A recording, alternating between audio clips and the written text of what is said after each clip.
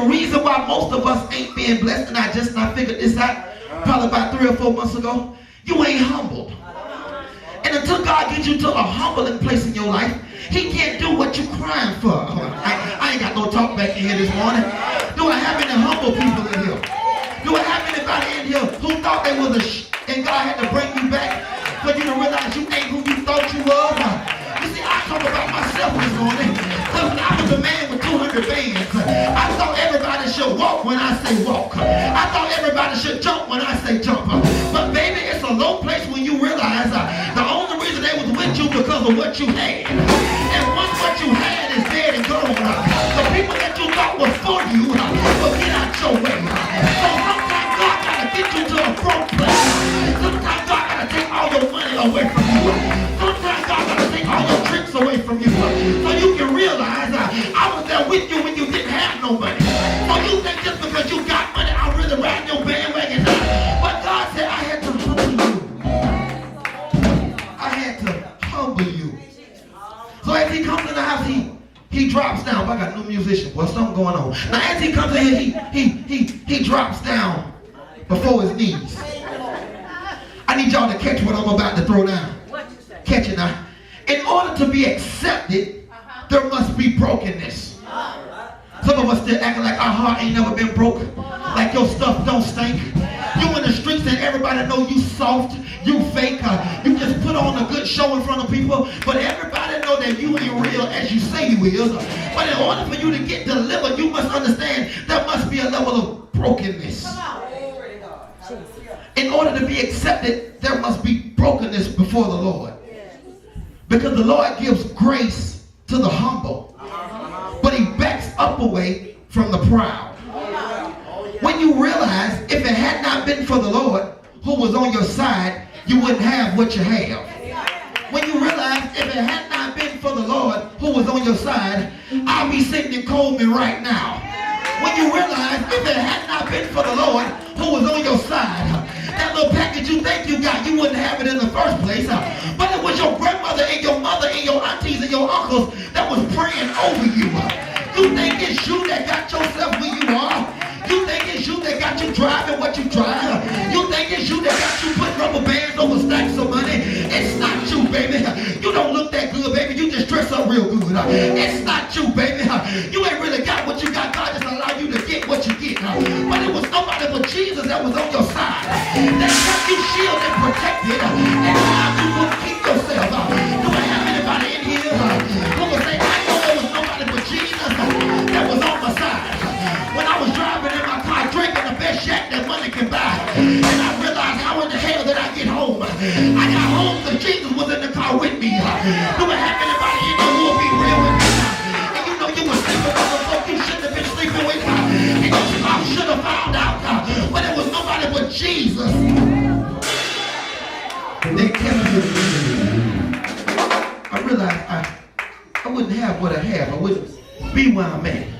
I wouldn't have the piece of job that I have right now if it wasn't for Jesus who was on my side.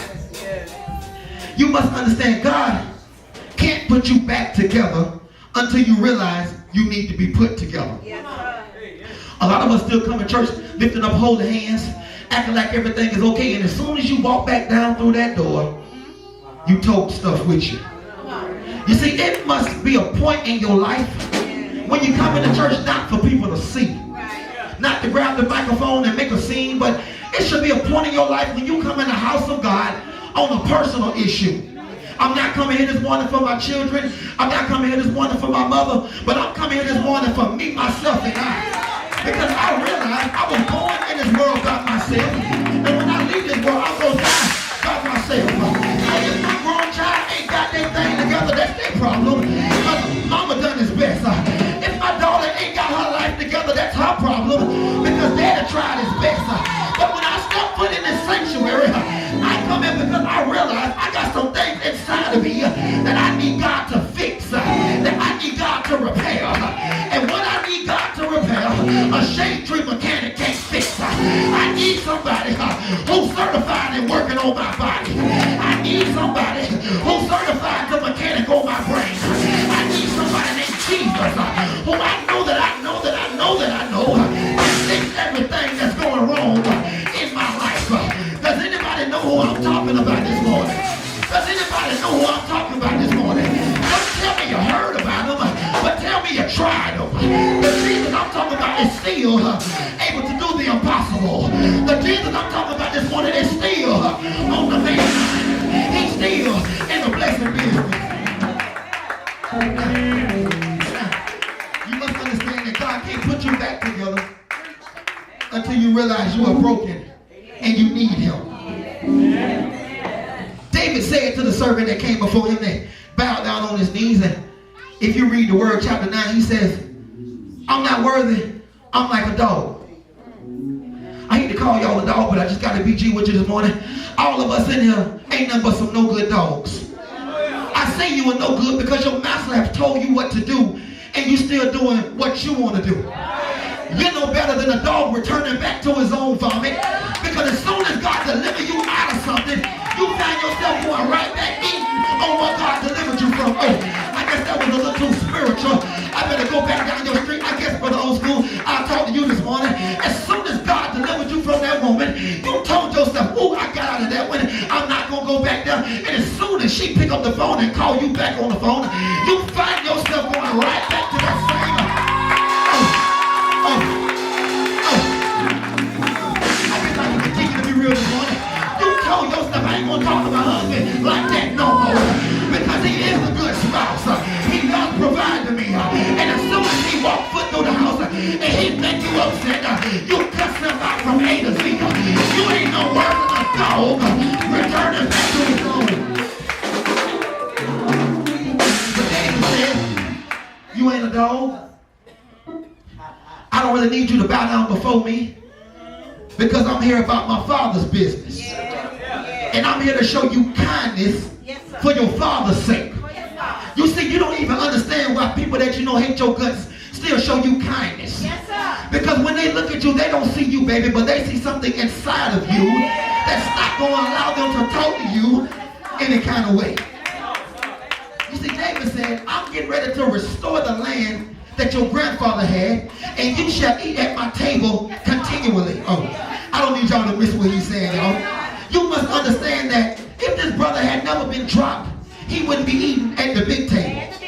And you yourself need to understand, if they had never dropped you, the ones that claim they love you, if they had never got you to a point in your life when you felt that brokenness and you had a reason to go back to God.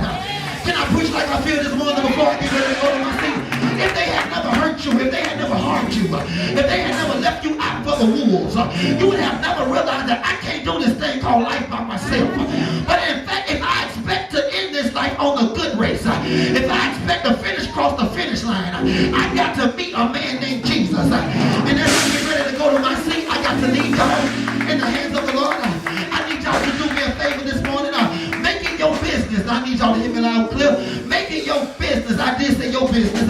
That I need you to contact the person that dropped you, either via email or via text message. I need you to email them and let them know, thank you for dropping me. Because if you didn't drop me as a friend, I would never have found a friend that would leave me nor forsake me. Y'all don't hear what I'm saying? I guess I ain't got no folk in here that done been dropped before. I guess I ain't got no folk in here that done been lied to before. I guess I ain't got no folk in here whose name has been scandalized. But I need you to let your friend know on the phone, say, thank you, sweetie. Thank you, honey boo. Thank you, player. Thank you, most validated person, for dropping me when you did. Because if you didn't drop me when you did, I wouldn't have found out that Jesus is the best thing that could have ever happened to me. Thank you for dropping me as a lover. Because if you didn't drop me, lover, I would not have found a man that could show me unconditional love. Thanks for dropping me, baby, when I needed you the most. Thanks for dropping me, baby, when I was out in the cold. Thanks for dropping me, baby, when I needed you to help me out when I was going through a tough situation.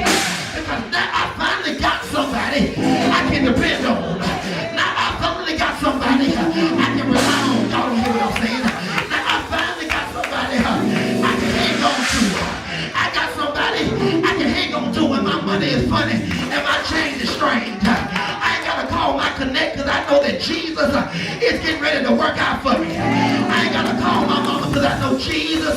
is getting ready to work it out for me. I ain't got to ask my spouse for no cash. Because I know that Jesus is getting ready to work out for me. So as I leave y'all in the hands of the Lord, I need you to know I'm thanking my hater. I'm thanking the one that talk about me. I appreciate you for dropping me. But when you drop me, that's when I got my act together. When you drop me, that's when I got on the good foot. When you drop me, that's when I start giving God praise that he deserves. Thank you for dropping me.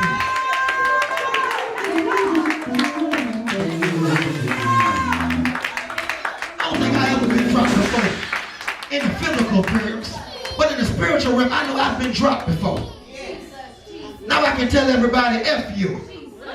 F you means I forgive you. Because you got some people out here, you just want to say F you. I want to go ahead and get it out there and just say F you. But F you don't mean what the world would say. F you means I forgive you. Because if I don't forgive you, baby, Jesus ain't going to forgive me. And all the dirt that I've done that I know I have not been caught with, I need Jesus to forgive me. Because once my Father forgives me, that's when I get what God has for me. Once my Father forgives me. You see, you should be giving God praise this morning. You should be giving God praise this morning like never before. I'm telling y'all that God help truth, but God love. I thank everybody for dropping me. You should be giving God praise for the people dropping you. Because now you don't have to drop it like it's hot to get what you want. You should be giving God praise this morning. I guess I ain't got no folk in here that done had to drop it like it's hot to get what they want. You should be giving God praise